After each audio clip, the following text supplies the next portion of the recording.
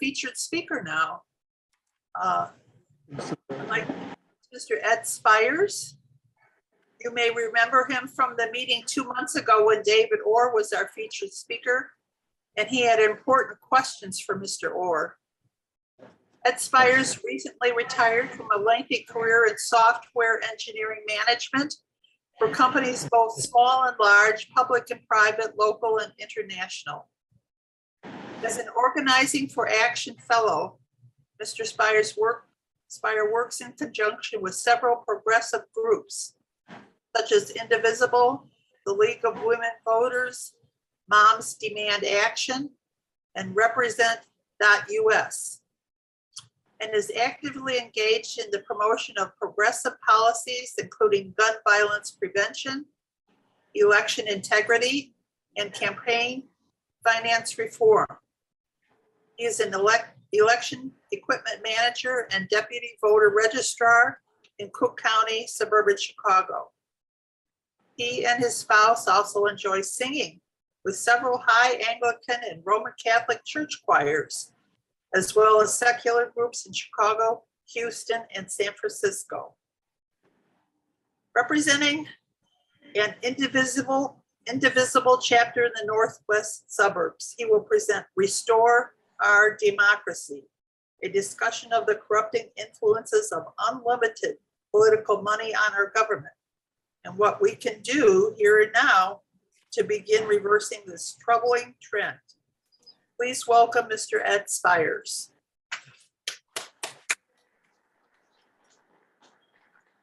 So I can advance the slides like this, you say? Very good. So I'm here representing an Indivisible chapter, which is headquartered out in the Northwest suburbs, out in Palatine, Arlington Heights, and the likes. I myself live in Morton Grove, which is much closer into the city. I'm from Chicago. My father was a police officer in Chicago. I lived on the Northwest side with him and my mother and my brother. So I love Chicago, and I'm here to try and help Chicago, Illinois, and our nation.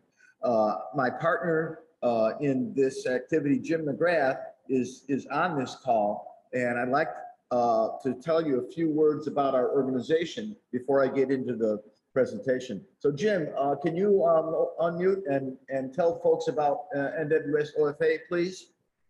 Yeah, a little bit of history. OFA originally stood for Obama for America. And then after he was elected to a second term in 2012, we refocused and became Organizing for Action. And there was a national organization, Organizing for Action. In the 2017 timeframe, Organizing for Action shifted to support another group that was anti-gerrymandering. So when OFA disbanded, we became a member of Indivisible National. And Indivisible National has about 6,000 chapters. Our group is a little bit unique in that we have issue groups.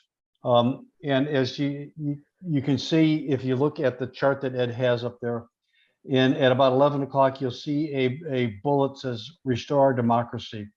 So that's something that Ed has been promoting for probably 3 or 4 years now. And the presentations are always well received.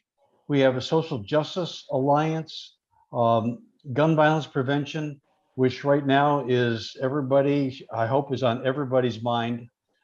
We have a climate group. We have a fiscal group that every month takes data from the federal government and puts it in charts so we can all understand it and explains what it's all about. And it really shows that the economy is doing very well in spite of this inflation that the media likes to make us believe that is the key. So we have an immigration group. We have a Stand With Women group. And they took front and center a couple of weeks ago with the Roe versus Wade decision at the Supreme Court. And we've also been supporting the Affordable Care Act from the beginning. We have support groups that are in red around the outside. So if any of these groups are of interest to you, you can join. You do not have to live in our area. We have people actually from all over the United States who participate in these issue groups, and which is very helpful to get a lot of information from not just from Illinois, but again, so we have regular discussions. So I hope that explains what NWS OFA is all about. Thanks, Ed. Thank you, Jim. So as Jim mentioned, if we have a lot of people from the Chicago area. In fact, the fellow that runs the fiscal group is over here on the north side of Chicago. So we're not focused entirely in the northwest suburbs. Anyone who's interested in any of these areas and helping any of those areas, we're easy to find. Just Google NWS OFA and you'll have opportunities to work with us on any of these topics. Now today, I'm here to talk about our democracy. Now there's a lot of troubling things going on in our democracy lately. There's Congress that doesn't seem to be able to do anything. There's an administration that tries to step in when Congress can't act.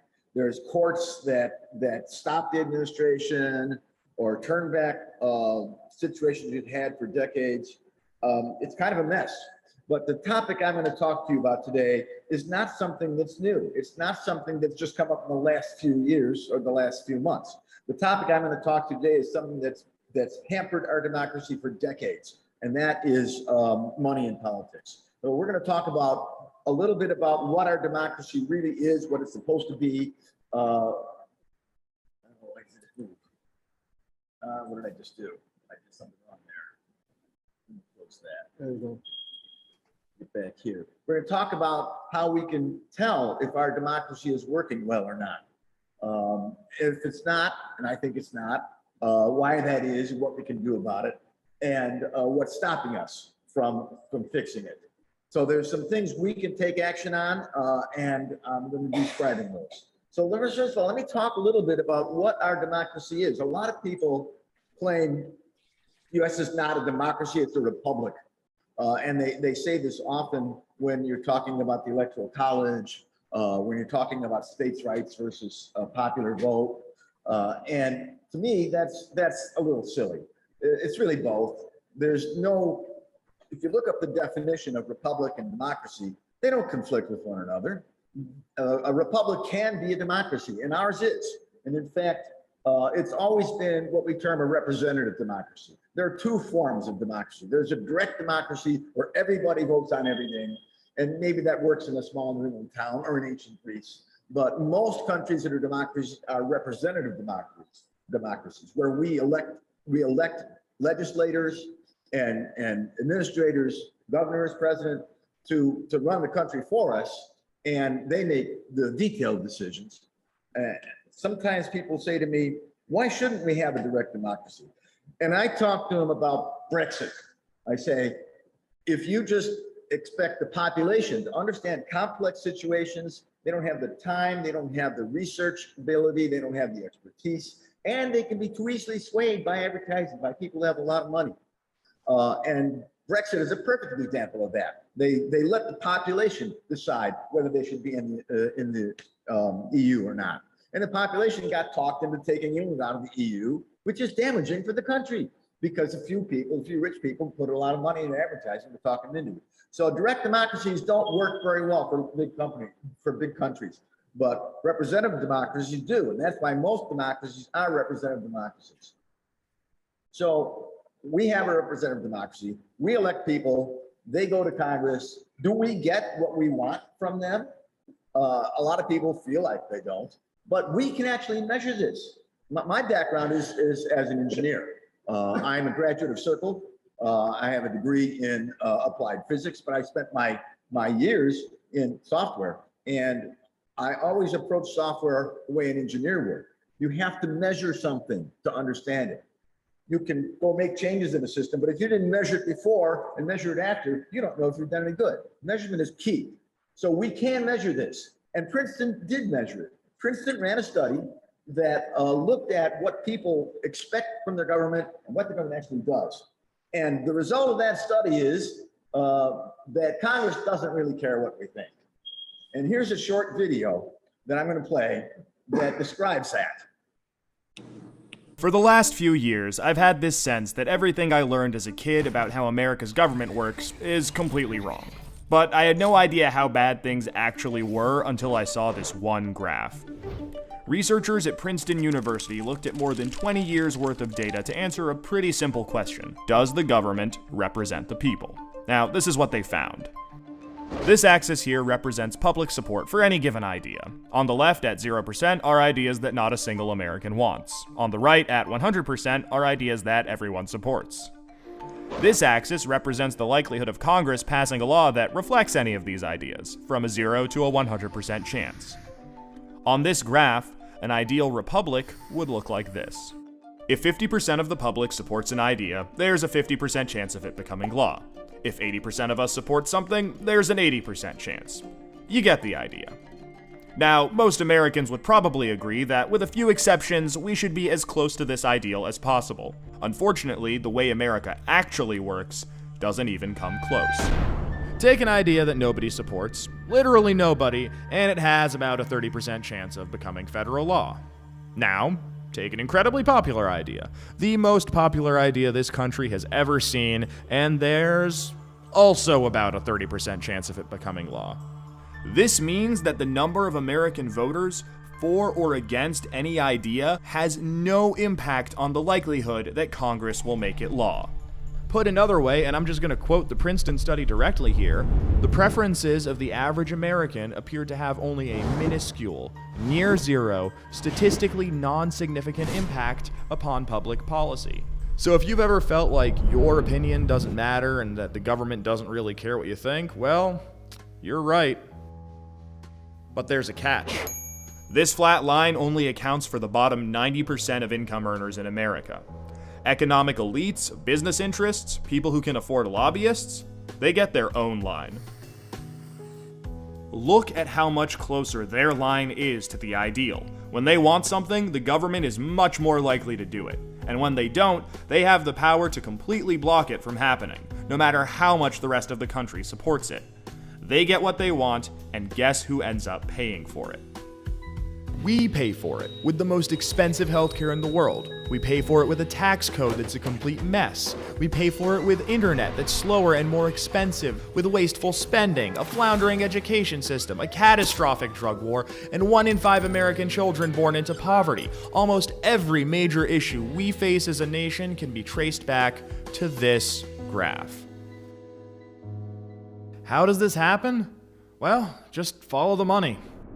Right now, it's perfectly legal to buy political influence in America. Here's how it works. Let's say a big bank wants a law that would force taxpayers to bail them out again if they repeat the exact same reckless behavior that crashed the global economy in 2008. Not exactly the most popular idea with the public, and Congress knows that. That should be the end of it. But that's where the money comes in. It's perfectly legal for our bank to hire a team of lobbyists whose entire job is to make sure that the government gives the bank what it wants. Then those lobbyists can track down members of Congress who regulate banks and help raise a ton of money for their re-election campaigns. It's perfectly legal for those lobbyists to offer those same politicians million-dollar jobs at their lobbying firm. Then, those lobbyists can literally write the language of this new bailout law themselves and hand it off to the politician they just buttered up with campaign money and lucrative job offers. And it's perfectly legal for those politicians to take the lobbyist-written language and sneak it through Congress at the last second. So now you've got a law that greatly benefits the banks, and the whole process can start over. This is how a bill becomes a law. A special interest hires some lobbyists, those lobbyists collect campaign contributions, offer jobs, and then write the laws that Congress then passes to help those same special interests. This happens every day on every single issue with politicians of both parties. In the last 5 years alone, the 200 most politically active companies in the United States spent $5.8 billion influencing your government. Those same companies got $4.4 trillion in taxpayer support. And that's trillion, with a T. And that's just the top 200 companies. Never mind every other special interest, every union, every trade association, and every billionaire. Every single one of them can use their money to buy political influence. You know, there's this idea out there that this only became a problem after the Supreme Court's Citizens United decision in 2010. But the data goes back almost 40 years, and the results are clear. Corruption is legal in America. And as long as it is, anyone who can spend money to buy political influence will. The solution here isn't rocket science. Make corruption illegal. We already know Congress won't do it. I mean, one look at this chart will tell you that. What we need is a plan that lets us go around Congress and do what the American people do best. Fix this mess ourselves. Well, good news. We have that plan and it's already working. Now that we've got the problem covered, let us show you how to be part of the solution.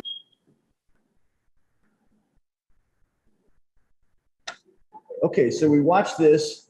Now, they said this has been going on for a long time, and we know when it started. I'm going to tell you when this started. This started back in the Johnson era. You know, we had a very imaginative president, Kennedy, who saw a better vision for our country. Unfortunately, he wasn't able to work on that vision very long. But his VP, Johnson, was a guy who knew how to get laws through Congress. And he got some great laws through Congress. He got Medicare through Congress, for example. He got civil rights through Congress, even though he was from the South. And a lot of that stuff caused some taxes to go up, and a lot of people who run businesses didn't like it. So when the next guy came in, his name was Nixon, the business people kind of felt that Nixon was going to roll back all the stuff Johnson did, just the same way that Trump tried to roll back a lot of stuff Obama did. But Nixon didn't do that. Nixon made it worse in the eyes of the business people. He created the EPA. So after Nixon, the business community decided they couldn't trust either political party to be on their side. So they decided they're going to take matters in their own hands and start doing the stuff you saw in terms of using their money to influence both parties to get what they want out of Congress. And it gotten worse every decade. The more money is spent on lobbying every year, every decade. That's when it started. It goes back that far. Now, there are a lot of ideas about what we can do about this. You can try and pass a constitutional amendment. That's really hard. You can try and pass some laws. And I think that's really the focus area we're going to talk about. So there's a second video I'm going to show you now that talks about how we can get a handle on this. So here's a crazy thing. Almost everyone I know agrees that the government of the United States, the government of the most powerful nation on the face of the earth, is completely broken. And for most of us, it's really obvious why. Lobbyists write our laws, politicians are bought, and corruption is infecting every issue that's close to our hearts. But what's even crazier is that we've all convinced ourselves that there's nothing we can do about it. And that is one of the biggest and most dangerous lies in American politics. The problem isn't that corrupt politicians are breaking the law. The problem is that we don't even have laws for them to break. Right now, corruption is legal in America, and that is something we can fix. Here's exactly how we do it. Right now, it's perfectly legal for special interests to hand huge checks to the members of Congress who regulate them. It's perfectly legal for those same members of Congress to pass laws to help out lobbyists who offer them a cushy job when they leave office. And that's just the tip of the iceberg. From million-dollar bundlers to the threat of a super PAC smear campaign, there are literally dozens of perfectly legal ways to buy a public official.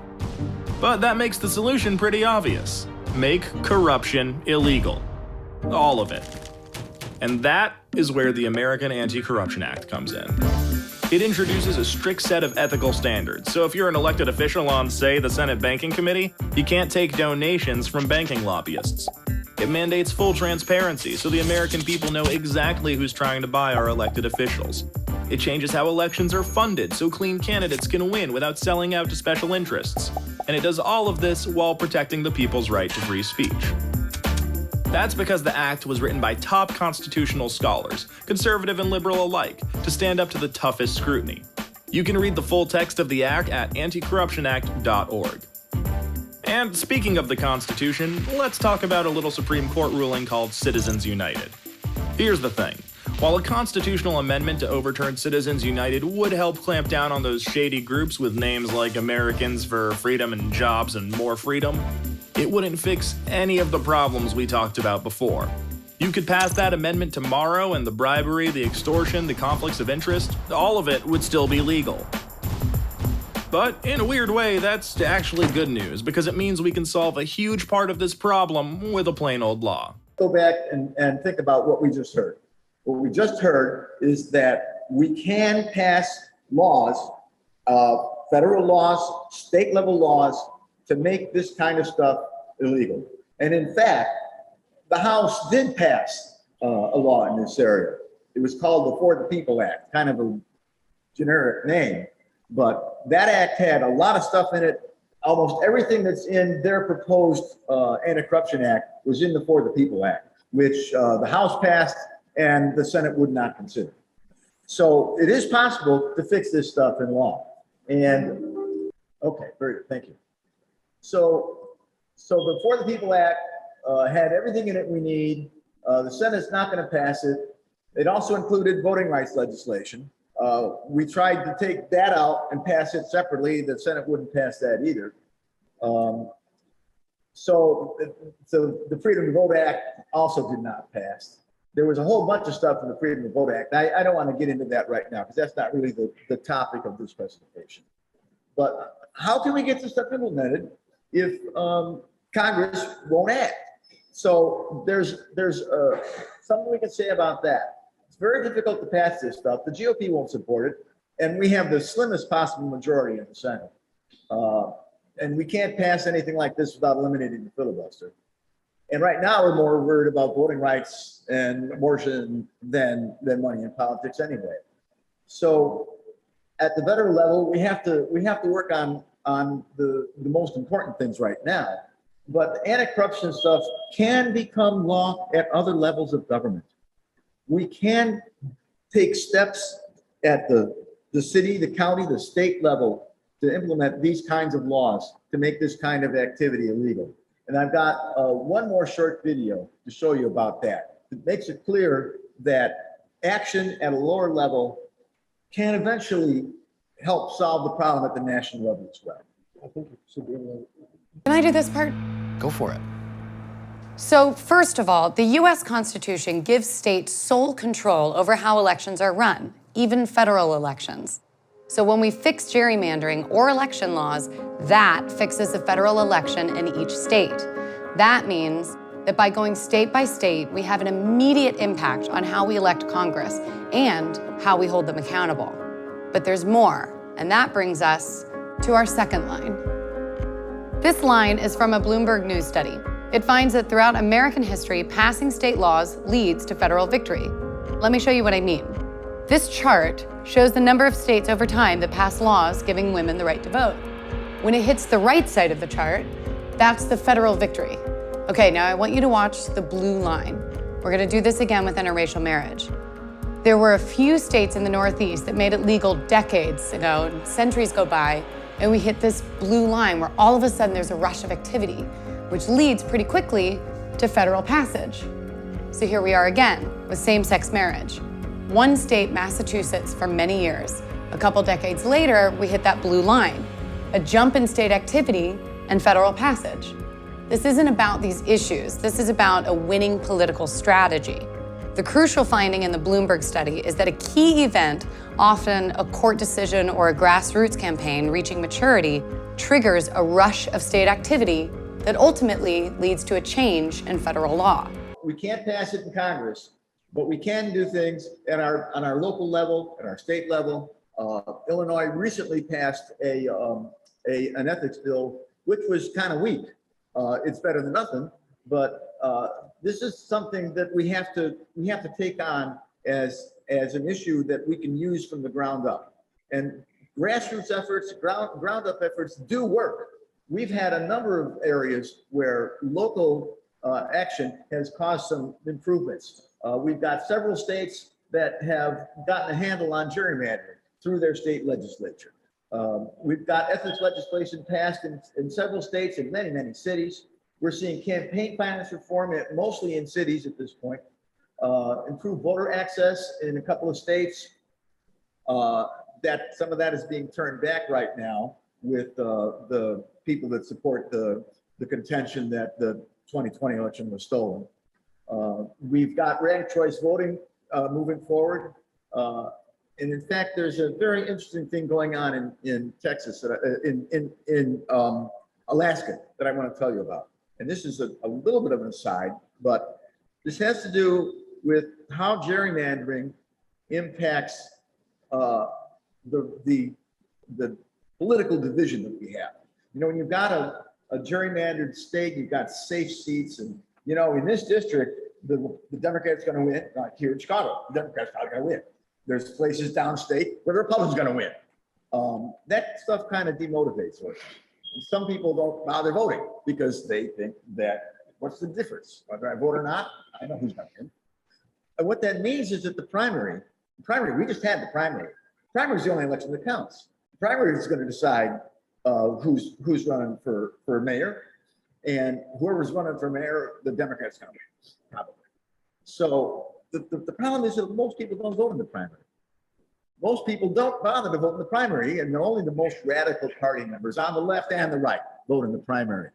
It means you end up with radical candidates, the AOC or somebody like that on the Republican side, who can't compromise in Congress. That's one of the big reasons that Congress is stuck, because we have so much gerrymandering, so many safe seats, so many radical candidates. Well, here's what Alaska's doing. They're not having separate party primaries. They're not going to have a Democrat and a Republican primary. They have one primary. Anybody who can get on the ballot, who gets enough ballot signatures, gets on the ballot. And the top 4 or 5 out of that primary go into ranked choice voting general election. That means that first of all, independents, anybody can vote in the primary. And it also means that you'll get some candidates into the general that aren't all that radical. You might have 4 candidates. You might have 2 radical ones and 2 middle of the road ones. And that means the general election is going to be more useful and more likely to bring forward middle of the road candidates who could actually compromise with one another and get something done for us. So that is an example of state action that Alaska is taking that we could see happening in other states and eventually happening for the nation as a whole. Local and state actions matter. And furthermore, it's easier for us to deal with local and state elections. I can drive to Springfield in the morning, find my representatives, tell them what I want them to do it in a group, take 10 people down with me, lobby for gun legislation. That's how we got some of the gun legislation passed a few years ago. Moms Demand Action went down there as a group, found our legislators, beat them up verbally, and they got the message and they passed some stuff. You can't do that very easily. We can't do that very easily on the federal level because it's a long drive to DC, but we can do it on the state level. We can get laws passed on the state level that will make a difference. So that's the whole issue here. Now, what do we want to? What do we need in Illinois? You know, we are in pretty good shape in some areas, like the voting rights areas. And you know, I'm an election judge. I run an early voting site, and even with the current administration in Cook County, our elections are run pretty well. I try and talk to each of the metropolitan Chicago area districts like Will County, Kane County, Lake County. Most of them are doing a really decent job in running a fair election. McHenry County's a little bit. But anyway, so what would we like to see here in Illinois? Well, we can have some campaign finance reform here in Illinois. We're famous for having outrageously expensive elections. I mean, the governor's election last time and the one that's coming up, there's going to be billions of dollars spent just to try and convince people to vote. Wouldn't we be better off spending that money on investing that money in our population somehow instead of just using it to try and get people to vote?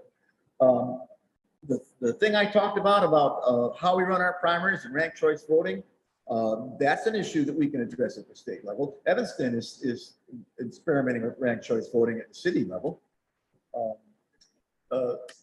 if there are federal programs, we should participate in them. It doesn't look like there's going to be federal programs anytime soon. One of the interesting ideas is that since we run our federal, states run elections, we run the election in Illinois. We could pass a law in Illinois that says you can't be on the ballot for president in Illinois unless you release 5 years of your tax returns. We could do that. And that would help our nation to do that. Any state can do that. Ethics legislation, we just passed some, there's room for improvement. These are the kind of things we need to keep in mind when we're listening to politicians' platforms. When we hear somebody saying, I'm interested in some of this stuff, that's the guy we should support. And if you go talk to a candidate, I want to tell you how happy I am that I came last time when I met David Orr. As an election judge, as somebody working in elections, we know that David Orr is a stand-up guy. In fact, my friends in Chicago politics tell me that he was so honest, he was annoyingly honest. They call him the Saint David behind his back. But anyway, I didn't get to meet him until I came here. And since I met him here, I've been able to stay in touch with him and get some advice on campaigns and help him in some campaigns as well. And in fact, I went to his home for a presentation by a couple of candidates. And when you do this kind of thing, you get a chance to talk to the candidates directly. What do you think about this? Would you support that? And in fact, I'm very happy to say that, when he was here, he said that Kagi, that the assessor was the most important race. Well, he won. But then he mentioned, I don't know if he mentioned it clearly here, but there's another race that was almost equally important, and that is the Real Estate Tax Board of Appeals, because the Tax Board of Appeals was undercutting some of the reforms he was doing, and he needed Samantha Steele to win, and she did, I work in suburban Cook, and so there were two elections, suburban Cook and Chicago. And she lost in suburban Cook, but she won in Chicago by a wider margin. So Chicago is the place that installed a reformer on the real estate tax board. And that's an example of how we can make progress locally. So anyway, we just passed this as law. I don't want to go into it that much. We have to wait 6 months before becoming a lobbyist. There can be a better investigative group. There's more financial disclosure. So there's been a little bit of progress, but we need more. So what can we do? Well, we'd love to pass the Freedom Vote Act in Congress, but we're not going to do it. We're not going to do it in the near term. We tried. We couldn't get enough senators to pass it. We're probably not going to hold the House. We might hold the Senate. We might increase our lead in the Senate, but we're probably not going to hold the House, and that will stop legislation for the rest of this Congress. Holding the Senate would be good because you get appointments, you get judges through the Senate that way. That would be good. So, all this stuff at the federal level is pretty hard to do.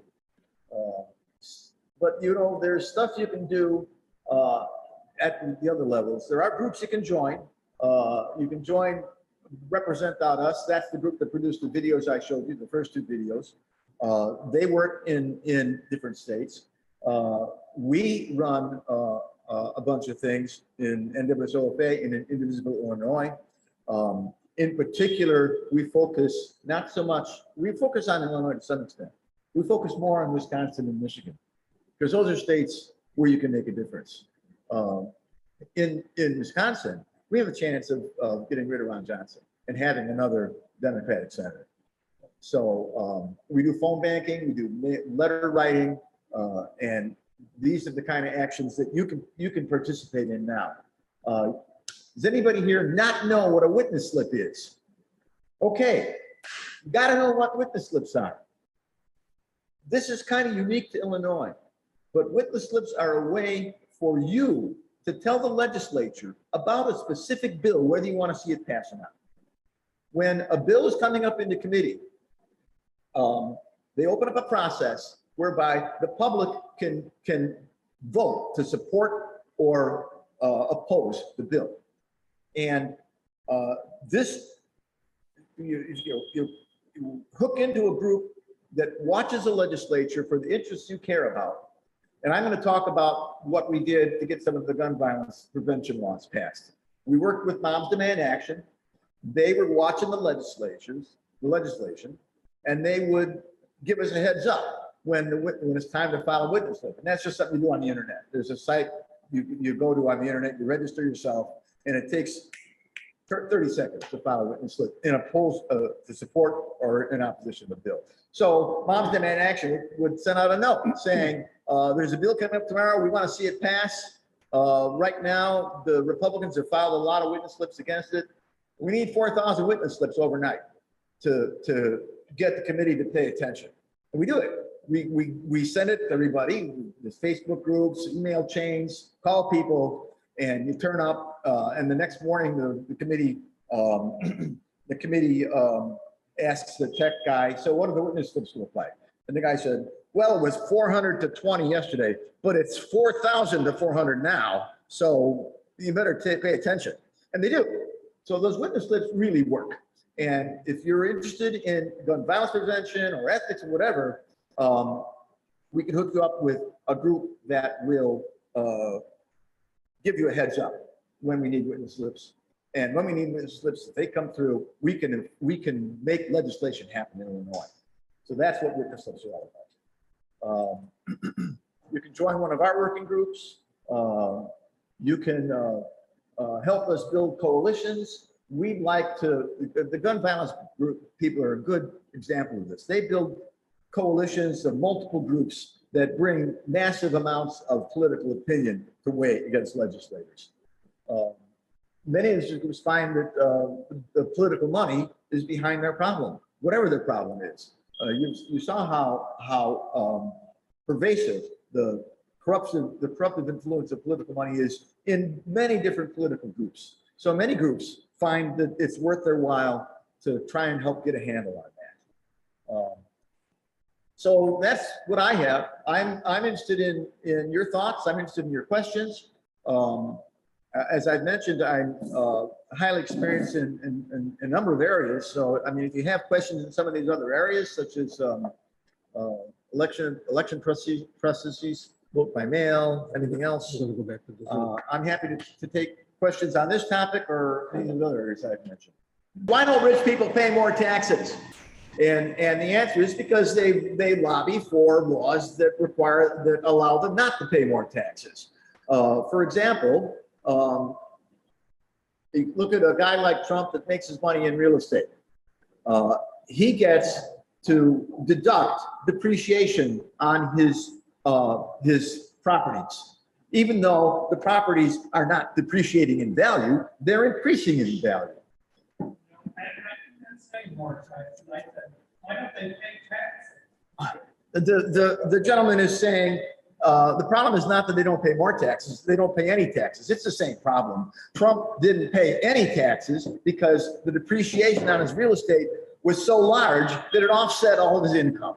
And he didn't have to pay any taxes at all. And that's why he wouldn't release his tax returns, because he didn't want people to know he wasn't paying any taxes.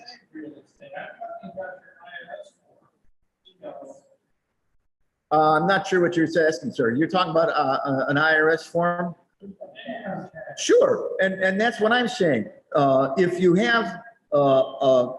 make your money through real estate, this is just an example. If you make your money through real estate, you get to deduct on your IRS form the depreciation of your buildings. And that deduction on your IRS form negates any income you list on your IRS form. And you end up showing no gross income, no taxes due. The question is, where do we find these videos? I do have this entire presentation available. I don't know that it's on the Indivisible website. The specific videos are available on YouTube. If you just go to represent.us, you go to YouTube and put in represent.us, and you'll find all these videos that I just showed you and more. So we're doing a recording of this.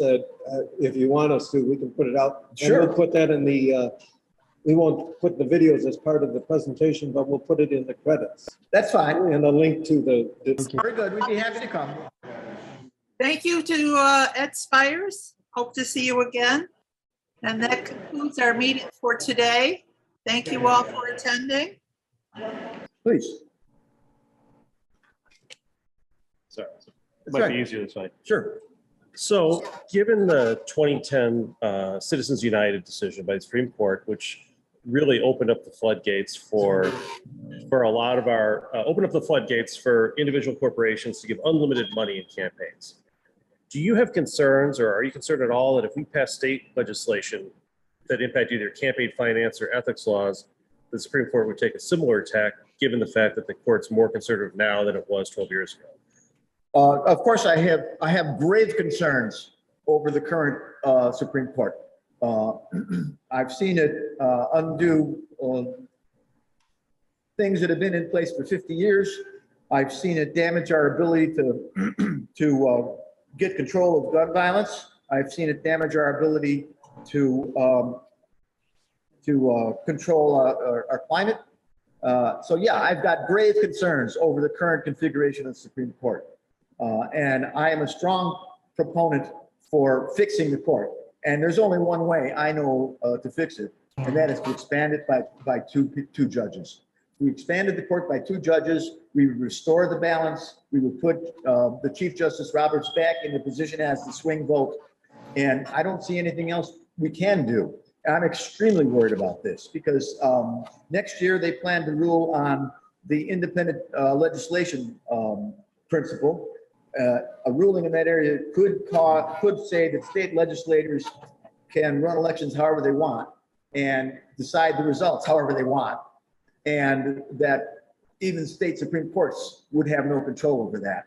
I mean, that would truly, that would damage our democracy a lot. So I'm very concerned about that.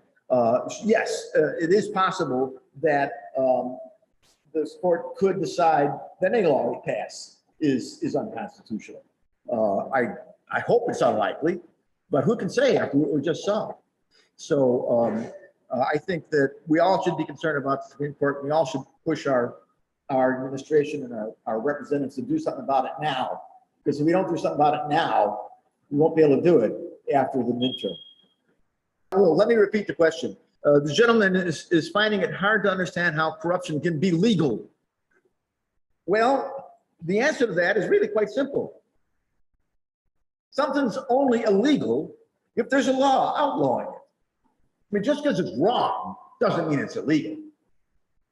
Corruption can be wrong. We can all think we shouldn't do this. But if there's no law against it, it's not illegal. If there's no law against it, you can't take somebody to court and say he's breaking the law, make him stop.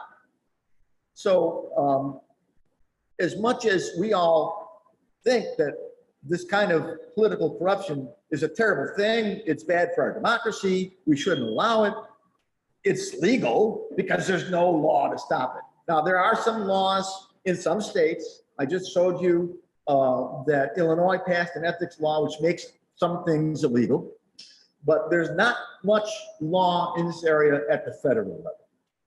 So when we say that corruption is legal in the US, we mean we haven't passed the laws we need, like most other countries have, to get control of this stuff.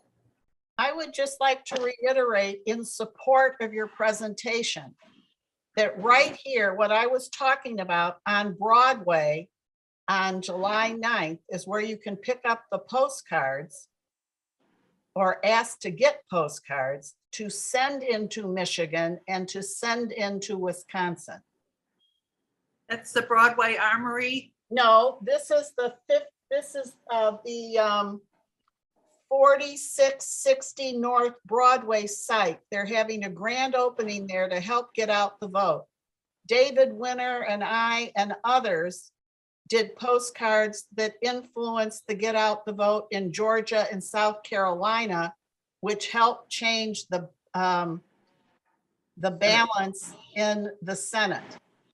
And Johnson, that Ed mentioned, is a radically right senator that is doing voter suppression in Wisconsin. So if you want to help with everything he's been talking about, all you have to do is contact the number 773-728-7238, or go there Saturday when they have their grand opening, anytime between noon and 4. Once they're open, they will only be open on Wednesdays and Saturdays, because obviously it's run by volunteers. So you can go there and work in air-conditioned comfort. They suggest you bring a cell phone. They suggest you bring a laptop, or you can just stop, go in and get postcards and come back. The group size represents strongly support what you've just heard. We can do some things in Illinois, but we can do more in Wisconsin and in Michigan, because we're not a swing state. Those places are swing states. Those places, Wisconsin has a population that voted for a Democratic governor and one Democratic senator. The population up there is pretty evenly split. And with a push to Democratic turnout or a push to Republican turnout, you can swing the election one way or another. And one of the reasons it's really important up there is that they're so strongly gerrymandered that even though the population is almost evenly split, the legislation is deep red. And the only thing stopping them from having an immediate stop on all abortion is the fact they got a Democratic governor who would veto it.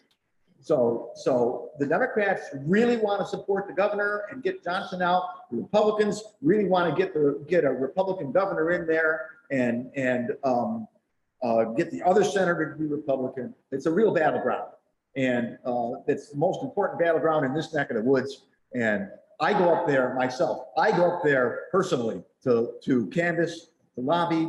I went up there once to be a poll watcher in early voting mail counting center, and I go up there all the time for vacation. So I'm interested in the state, but I'm interested in the state politically as well.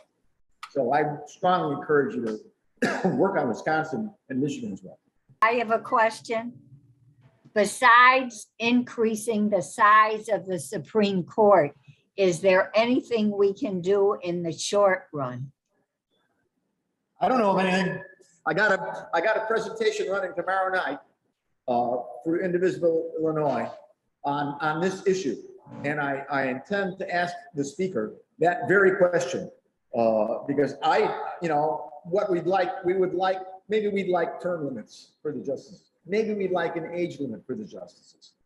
You can't do any of that stuff without a constitutional amendment, because the Constitution says these guys are judges for life, and the only way you can get one out is to impeach them. And Republicans are going to support impeaching one of the judges they put on the bench. So I don't know of anything we can do. I've heard that we might be able to narrow the focus of what they can decide, but I don't know any details about that. I don't know if that's true or not. As far as I know, expanding it is the only way we can do it. But if I hear something different tomorrow night, I will get it back to you, and so you can pass it along. Yes. Yeah, I just wanted, so if we had that link for tomorrow night's meeting, I think everyone here is, if they're interested in attending, it's okay for them to attend this Indivisible event. Yeah, it is. I can send you the link. You can pass it along. Or send it to Fran.